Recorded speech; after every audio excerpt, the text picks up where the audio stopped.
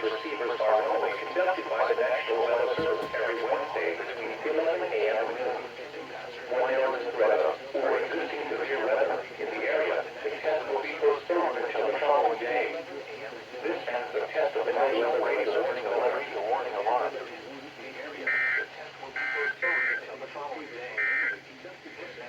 The current time is 11:23 a.m. Eastern Daylight Time. This is NOAA Weather Radio KDO 94 originating from the National Weather Service Forecast Office in Cleveland.